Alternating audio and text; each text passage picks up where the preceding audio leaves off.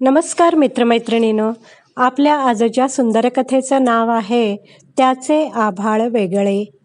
कथा वाचनास सुरुवात करण्यापूर्वी माझी तुम्हाला विनंती आहे की व्हिडिओ शेवटपर्यंत पाहावा आणि सुंदर कथेचा आस्वाद घ्यावा. मी पाचगणीच्या कॉन्व्हेंट शाळेत हेडमिस्ट्रेस होते तेव्हाची गोष्ट. सेकंड इयरला एका मुलाच्या ॲडमिशनसाठी त्याचे आई वडील मुलासह आले होते. मी विचारलं, बाळा, तुझं नाव काय आहे? त्याने उत्तर दिले, स्वामी. ओके, तुला कुठचा विषय आवडतो? त्याने बॅग उघडली आणि पेंटिंगची वही बाहेर काढली आणि मला दाखवली. त्याने छान छान चित्र काढली होती. वयाच्या मानाने त्याला चित्रकलेत खूपच समज होती. मग तुला मोठेपणी मोठा चित्रकार व्हायचंय का? तो मानेने हो हो म्हणत असतानाच त्याचे वडील मध्येच बोलले, मॅडम, मी सेंट्रल गव्हर्नमेंटमध्ये अधिकारी आहे.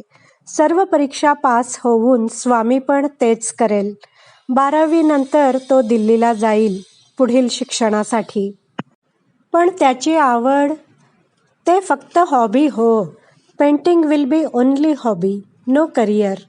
स्वामी काहीतरी सांगू पाहत होता, पण त्याच्या आईने त्याला दटावले. स्वामी गाल फुगवून गप्प राहिला.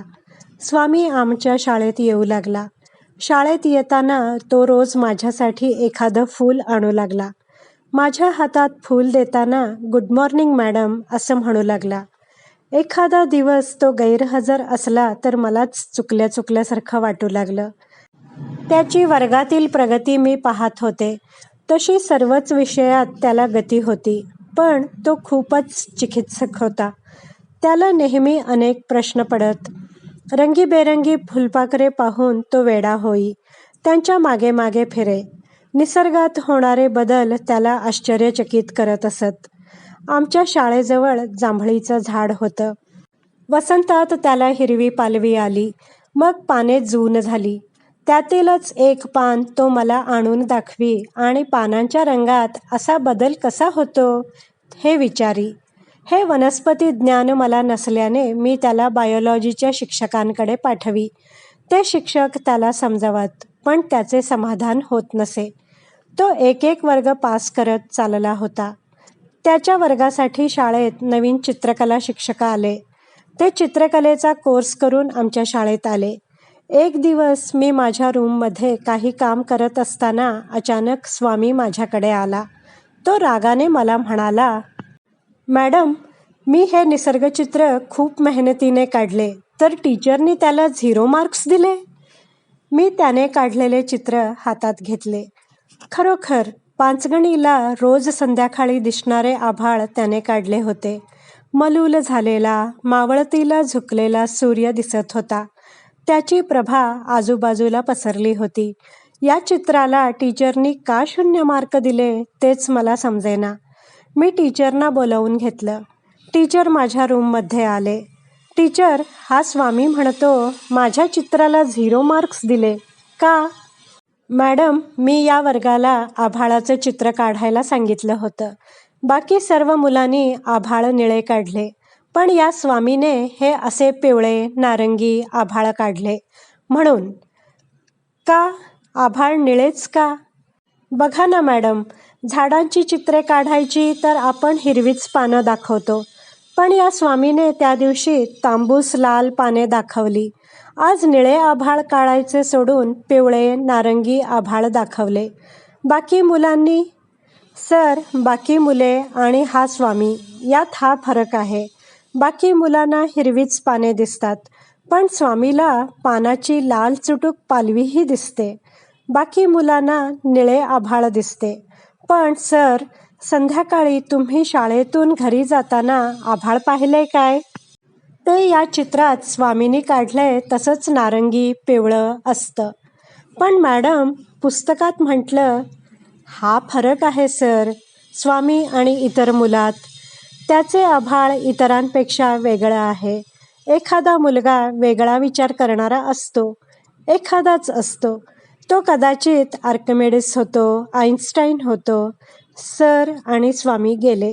दुसऱ्या दिवशी स्वामी मला पिवळा गुलाब घेऊन गुड मॉर्निंग करून गेला. माझी मग आमच्याच संस्थेच्या बेंगलोरच्या शाखेत बदली झाली. आता माझा पाचगणी शाळेशी फारसा संबंध राहिला नव्हता. बेंगलोरमध्ये 10 वर्षे नोकरी करून मी निवृत्त झाले. आमच्या संस्थेचा हीरक महोत्सव आला. तो पाचगणीला होणार होता. मला मुख्य पाहुणी म्हणून निमंत्रण आले. मी खुश झाले. खूप वर्षांनी त्या वास्तूत परत जाणार होते. माझ्या वेळचे काही शिक्षक अजून त्या शाळेत होते. बरीच माजी विद्यार्थी मंडळी या कार्यक्रमाला येणार होती. मला स्वामीची आठवण आली. आता तो मोठा होऊन कदाचित मोठा चित्रकार झाला असणार याची मला खात्री होती. मी पाचगणीत पोचले. माझे जंगी स्वागत झाले. अनेक माजी शिक्षक, माजी विद्यार्थी आले होते. माझ्या वेळेचे काही शिक्षक अजून शाळेत होते. मी लावलेली अनेक झाडे आता मोठी झालेली होती. मी लावलेले वडाचे झाड आता वृक्ष होत आलेले होते. अनेक माजी विद्यार्थी मला भेटत होते. मला प्रत्येक बॅच आठवत होती. आठवणीने मी नाव घेऊन अनेकांची विचारपूस केली. स्वामीच्या वर्गातील मुले मुली मला भेटायला आली. त्यांनी आणलेल्या भेटींचा मी स्वीकार करत असताना मी विचारले, "वेअर इज स्वामी? तो आला नाही की काय?" ती मुले कावरीबावरी झाली.